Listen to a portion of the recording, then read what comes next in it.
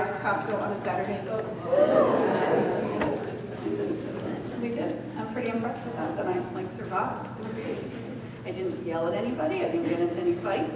I was actually even directing traffic because we were going against, when people are going out, in droves, and I had to go the opposite way. I was directing traffic. We had fun through the whole thing. So I'm like, we're going to have a great holiday. If I can live through Costco, I can live through anything. So I love this time of year, and I love all the richness of the stories of the season. So today my talk is your guiding star. And I've been thinking a lot about the Christmas story and how many different aspects there are to it. The idea of Christmas, when we look at this, we don't look at this as a historical perspective. All right, from our philosophy, we don't look at it as the events that truly happened. First of all, they happened, 2,000 years ago. And second of all, we can't even agree on things now, and we've got 24/7 news coverage, right? So, and nobody can agree what the truth is. So, that was supposed to be a little funny, but okay. I thought it was funny. But so even just taking this idea of this story of the birth of Jesus and trying to say it's a historical event is kind of funny, right? It's like, have you ever played telephone game, right? Just doing that with 3 people and then tell me that the story is accurate, And so I'm not saying that it didn't happen. I'm not saying that it's not true. But what I am saying is that it's not the point. Whether it happened or not is not the point. What the point is that this story has existed and maintained itself for over 2,000 years. There's a reason for that. And that reason is that it has meaning for us. That those stories from the Bible are there to support us in living a full life. So when we look at it from that perspective, we have to take a different interpretation of it. Because it was written in the 1st century for people living in the Middle East. One of my Bible scholar teachers in my master's degree would tell us that the only way that you can understand these stories is to put on the sandals of a 1st century Middle Easterner and walk in their shoes. To understand what those stories, what the point was, what the agendas were, what the meaning was. And yet it has lasted this long. And because they are so much part of the fabric of our lives, it means one of 2 things. One is that it's got meaning for us, that there's something for us to learn from it about our lives today. And number 2 is we haven't gotten the lesson yet, so maybe we should get it, right? That there's something there for us that we're not hearing. And so it continues to deepen and deepen along our path. So my goal with these stories and with looking at this time of year and looking at what the representation of the birth of the Christ, which we know is a consciousness, is a level of connection to the divine life. It's not about the historical Jesus, it's about what he represented. Jesus came and was probably the most enlightened being that ever walked the earth. And he came to teach us how to rise up. He came to teach us how to live differently. And so even in the story of his birth, there's things that can support us and guide us. And there's so much to the story that when I was prepping for the holiday season, I was trying to pull out things that I haven't done before. Because even 6 years into this, I've kind of covered a lot of the different parts of the story. But the one thing that I haven't done was talk about the wise men and their journey. And so that's what I'm talking about today, about what we can learn from the wise men's journey and the metaphysical interpretation of their story that we could use and find our own guiding star. So my question today is, what's your guiding star? Well, let's start with the story. And this comes from Matthew chapter 2. And I'm just going to tell you the story and we'll talk about it. It says this: Now when Jesus was born in Bethlehem of Judea, in the days of Herod the king, wise men from the east came to Jerusalem, saying, Where is he that is born King of the Jews? For we saw his star in the east and are come to worship him. And when Herod the king heard it, he was troubled, and all Jerusalem with him. And gathering together all the chief priests and scribes of the people, he inquired of them where the Christ should be born. And they said unto him, In Bethlehem of Judea, for thus is written through the prophet, And thou, Bethlehem, land of Judah, art in no wise least among the princes of Judah, for out of thee shall come forth a governor, who shall be shepherd of my people Israel. Then Herod privily called the wise men and learned of them exactly what time the star appeared.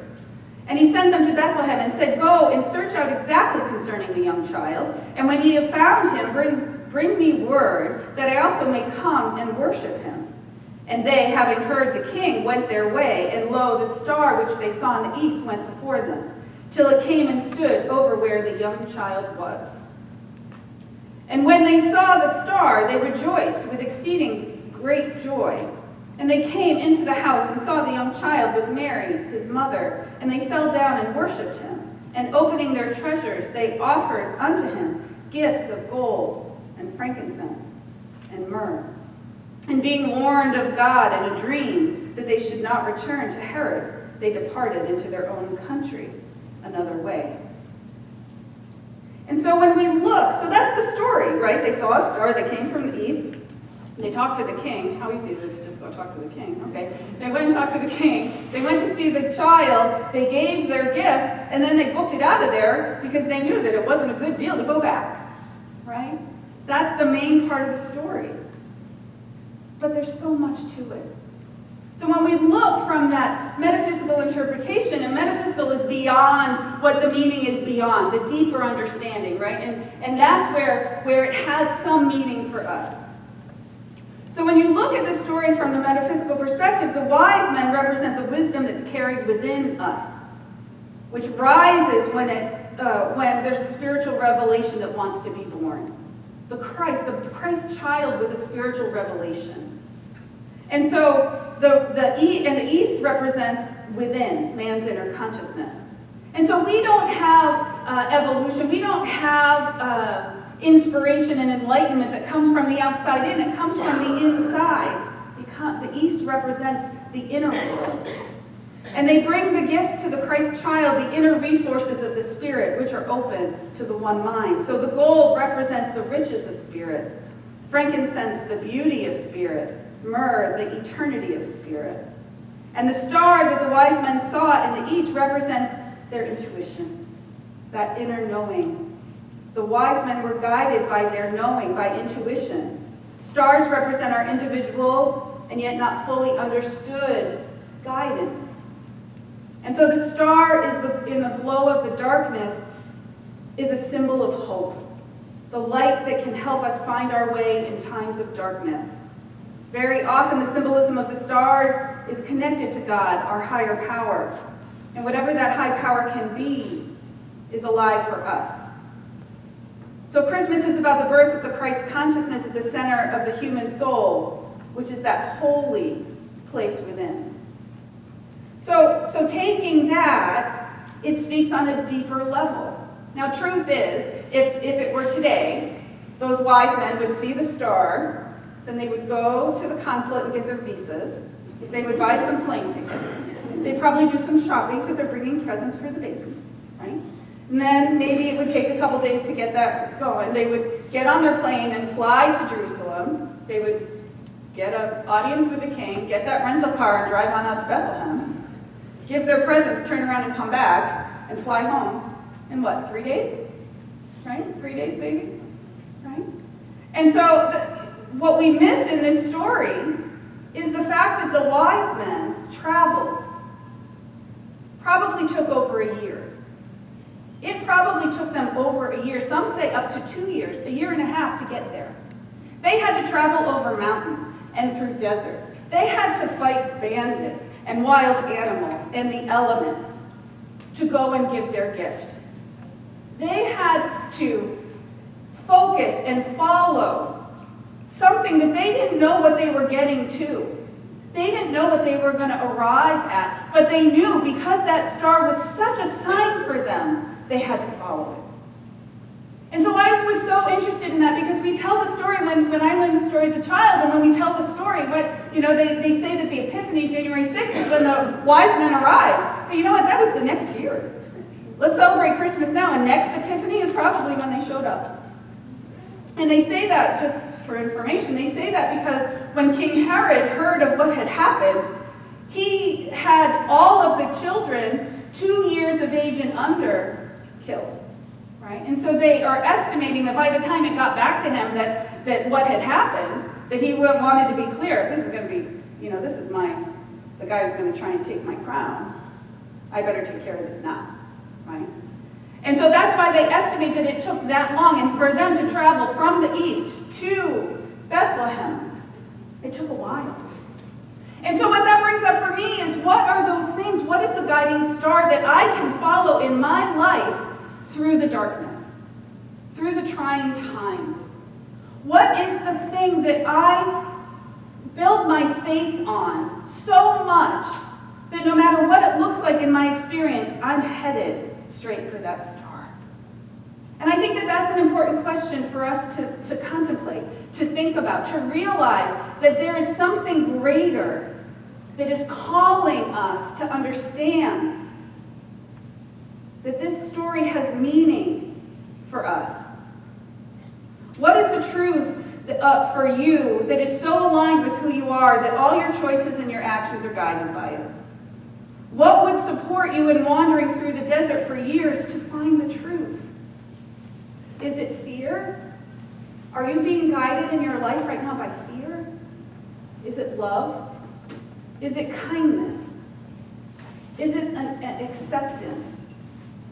Is it a need to be right and validated so much that no matter what happens, you're going to make sure everybody knows you're right?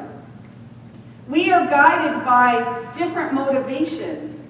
And so often we live our lives on these, I've been calling it the hamster wheel for these months, right? You've heard me say it a bunch, but we get on this hamster wheel of our life, and we look down and we do our jobs, and we take care of our families, and we do everything that needs to happen. We take care of everything, and we forget to look up. We forget to look up into that amazing night sky in the winter and see the star that's guiding us. Our lives can feel dark sometimes. And especially in this time when we're trying to create this joy, this festive feeling, so many people come through my office and have to admit, everybody's so happy, but I'm alone. Everybody's trying to have joy and celebration, and I hate this time of year. Can we admit it to ourselves when we feel like we are in the darkness? That's the first step. When you can admit, I am not happy with this. It's the beginning of shift and change, because it means that you get to raise your head and look to what's next, to look at what's possible, to look at what else you could create for yourself. This season is about the light and the darkness, whether we're talking about the Christmas story, whether we're talking about Hanukkah, whether we're talking about all of these, the solstice, about the light being in the darkness. It's a reflection for us, and it's a reminder that yes, sometimes life is hard. And yes, sometimes we feel alone, but we're never alone. And we have resources and opportunities and possibilities that are alive within us that will guide us and support us in navigating this, in traversing it, in getting through it, in creating a new reality. Because you know what? As sure as the days are going to start to get longer after next Saturday, as sure as that is, the light is coming back into your world. No matter how dark or how difficult it is, there is something that we can hold on to and know, and that's the power and presence of God. And that's what Jesus was born to teach us. That's what Jesus was born. He came. His ministry was all about reminding us that God is there within us, that we are connected to it. So this year I had a really wonderful experience. I shared it before, but I had a powerful experience with the Rising Strong work that Reverend Sherry presented here, and she's going to do it quarterly in the next year. I encourage you that if you're really wanting to make some shifts, that it's a wonderful way to open up some new avenues for you. But for me, it got really clear. There's a part in the process where you have to sit down and figure out what your true value is. And so I've got a lot of them, right? I had a list of like 10. And she told me I had to get it down to 1. I was mad. I was pretty pissed about that. But so I had to pick one of what my value is. And I kept I liked different words. I like this word better. I like that when I was trying to figure out what it was. And as we're coming down to the time where I had to choose it, and so we could move on in the workshop, it became really clear, it almost popped off the page, that my value is love. That my guiding star is love.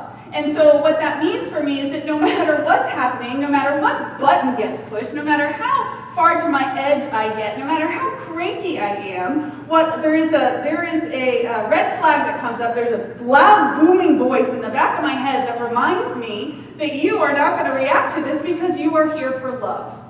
Can I tell you how frustrating that is sometimes? It's really satisfying to get mad and to react sometimes. Then you feel horrible. I'll admit it. You feel horrible when you react out of anything other than that. But I am so what, and I'm also human, as we all are. So when I start to react in a certain way, when someone cuts me off, when I'm in line at Costco, when I'm trying to get something accomplished, and all of my electronics decide not to work at the same time, and I can't get anything accomplished, whatever those things are that push me to my edge, to get to me to be reactive, I hear this voice that says, what would love do now? Sometimes I just laugh. Come on, give me a break. Let's just get mad. Okay. Right? And so what I want us to do is to figure out what it is that is your guiding star. What are you here for? Are you here to be an empowering force in your own life and the lives of everybody around you? Are you here to be that accepting, loving arms? Are you here to be that inspiration? Are you here to be the presence of love? Whatever it is, that is your guiding star, and everything that we do aligns to it, and everything that we create aligns to traversing sometimes that dark desert in the middle of the night when all you can see is the possibility of what your guiding star is. To know that it is something that will sustain you over a period of time. Because sometimes we know that these seasons of the dark last a little bit longer than we like. Sometimes there's some challenges that it's going to take some commitment and some focus to move through. But what this story reminds us is that it's inevitable. You will find the place where the new consciousness is born. That star will be hanging right over that house. Or stable, manger, whatever you want to call it. It will be. So the star in the story represents our inner knowing. I want to come back to the idea of our intuition. Because we need to be connected to our intuition. And so I wanted to share that there's 3 levels of thought. So there's our instinct, right? That's what, if you think of your animals, our little fur friends and the wild animals, they live on instinct, right? There's a way of knowing that levels of, one of the levels of thought is our instinct. It's an innate response, right? It's our fight or flight, right? It's how we react. It's hardwired within us. And that still is alive within us as humans. But we have 2 other levels of thought. We have our analytical thinking. And that is our intentional, organized thought process that's usually geared towards solving a problem. We move into our analytical minds when we are trying to fix it, we're trying to figure it out, we're trying to move forward in a specific way, right? You can feel that different level of thought, that the instinct is deep within us. Our analytical thought kind of lives in our heads. Anybody live in their heads in the room? You don't need to raise your hand, really. I know you're here, you've been in my class, right? But then there's our 3rd level of thought, which is our intuition. And your intuition is your knowing. It's knowing without knowing how you know. It's a natural, thoughtless process that requires no analysis or deep thinking. And it's alive within us.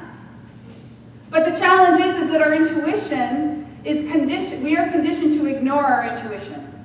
We are taught and socialized into having that be the smallest way, or the least amount that we do our thought processes.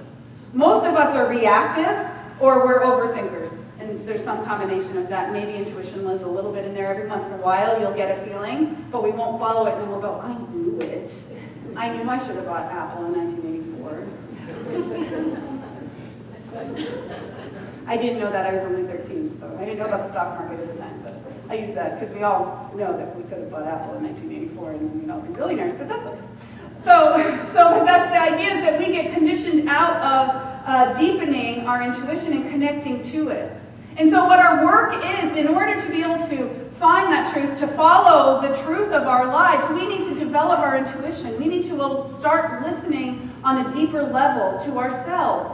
As we start to allow that to grow, then we follow more of these deep understandings, because all of the divine wisdom, all of that guidance, all of that support that's there for you is speaking on your your inner world.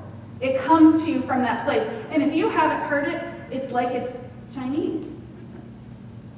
And it takes some time to allow yourself to hear it, to listen to it, and to trust it. Ernest Holmes, the founder of religious science, says that intuition is God in man, revealing to him the realities of being.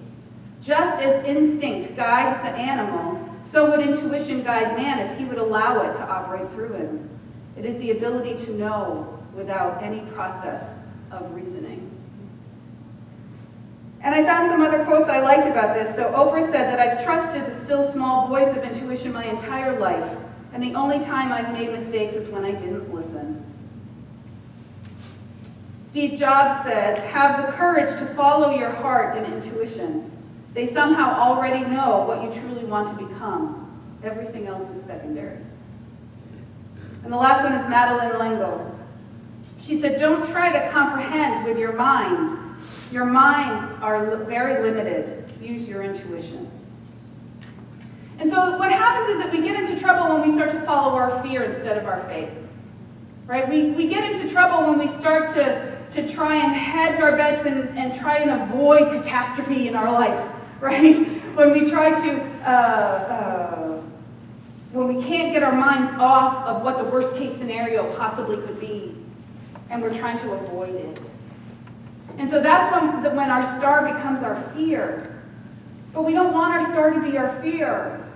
We want the star to guide us to the fullness, to the purpose, to the power of our lives.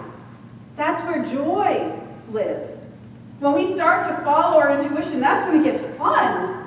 Because things pop into our world that we never could have imagined. Ideas show up, inspiration happens, we end up doing amazing things in ways that we could never imagine. Because let me tell you, you have no idea what's possible for you, but God does. This infinite presence that has loved you so much, it brought you into being, has a magnificent adventure unfolding for you in this life, and you get to live it. God wants you to have that fullness because you are expressing its own life. There is no limitation in that. This is the being that created the cosmos, the universe, and it created you. There's only love in that. There's only possibility in that. And so when times of darkness, we have to look up to see that star of hope, to remember that something greater is happening. I came across a story. I remembered a story. I know I've told it before. I think it's been a while. But there's a story of a woman named Trisha Colburn. And so she, when she was 46, she had her stuff together. Don't you love it? I love that feeling of, when you have your stuff together. She had 3 kids, she had a happy marriage, she was an artist and had this beautiful art studio that she was producing art in. She got to do what she wanted every day. She had the life, right? She was so happy with it. She went to bed one night and she had a dream. And she was standing in front of a barbed wire fence, and there were like 5 or 6 people on the other side of the fence that were trying to talk to her. But she couldn't understand them. It was as if they were speaking another language, and they were very worried. And they were trying to tell her something. And she couldn't get it. She couldn't understand it. And so she woke up and was really affected by the dream. But there wasn't really much to do with it, so she just kind of let it be. The next week, she had the same dream again, except for this time there were about a dozen people there. And they were agitated, and they were trying to explain something to her and trying to get across a message, and they kept shaking the fence and trying to get her to understand, but she couldn't. She woke up crying that time. And then over a period of time, she kept having these dreams, and there were getting to be more people and more people. And there was, at one point, there were 100 people there trying to express something to her. And she got so scared, she woke up, and she just knew something was wrong. She knew deep within herself that something was going on, and she thought it was in her body. So she had had a physical about 6 months earlier, so her doctor didn't approve another physical. But he said, you can do blood work if it'll make you feel better, if something will show up on blood work. So she had her blood work done, and he called her 3 days later and said, no, it looks good, you look fine. I think you're overreacting, just relax, there's nothing wrong. 2 days later, the dream came back, and she said there were 100 people there. The next day she had the dream again, and there was no one there. And at the end of the dream, before she woke up, I guess in the dream she was calling out and saying, please come back, please tell me what I'm trying to understand. I really want to understand, please let me know. And she heard a voice clearly in her head that said, look deeper. So she went to a friend of hers and said, okay, what's the deepest place in the human body? And the doctor said, well, I guess it's your colon. And she said, okay, I want a colonoscopy. So she called her doctor and she got a colonoscopy, and he said, we're not paying for it. There's nothing wrong with you, lady. We're not, insurance isn't going to pay for it. So she paid for her own colonoscopy, and she told the doctor she wanted to be awake. Which I don't know that much about that, but that does not sound fun to me. So in the middle of this procedure, what happened was that she was listening, and the doctor saying, yeah, everything looks fine, everything looks fine, everything looks fine. And then all of a sudden, she heard him go, and they found a dark mass in her colon. And they immediately put her out. They did a biopsy. It was cancerous. And the doctor came back to her, and she went through treatment, and they took care of it. And the doctor came back to her right as she woke up from her treatment, from the operation she had to remove the mass.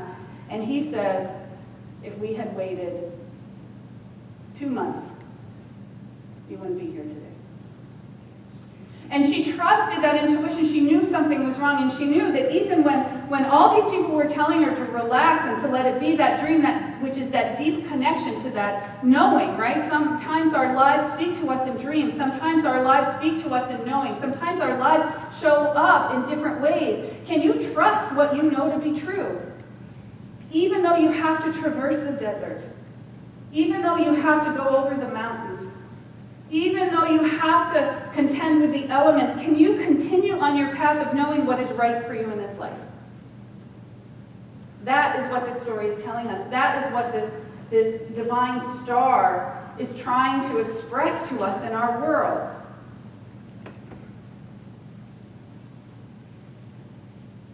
This season is so rich with meaning for our lives.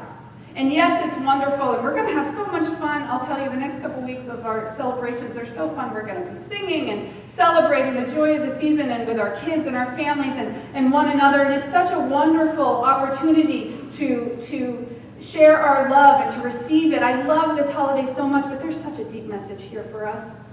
There's a deep spiritual message for us that will allow us to start this next new year connected to something greater. Connected to our own knowing. Because we are living in a world at this point that is yelling at us what it thinks. And whoever's opinion is out there, and whoever is the loudest, and everybody's trying to get louder and louder and louder. But what we need to do is to stop listening to that and start listening to that still small voice. Because that is the star that's going to guide you. That is the star that's going to support you and bring you everything that your heart needs to live this full, fulfilling, magnificent life you've been created to live. And so as we move into this time where we approach the solstice and our days are very short and the nights are long, I invite you to light those candles. This is one of the things that I love. I've been, my poor husband, I've been circling, every time he comes home, I put more Christmas lights up around the house. And they're half fallen off and they're hilarious. But there's something for me about being in the darkness and lighting the candles and lighting the Christmas lights and being present to that, to allow for the light to emerge from the darkness. There's such beauty in that.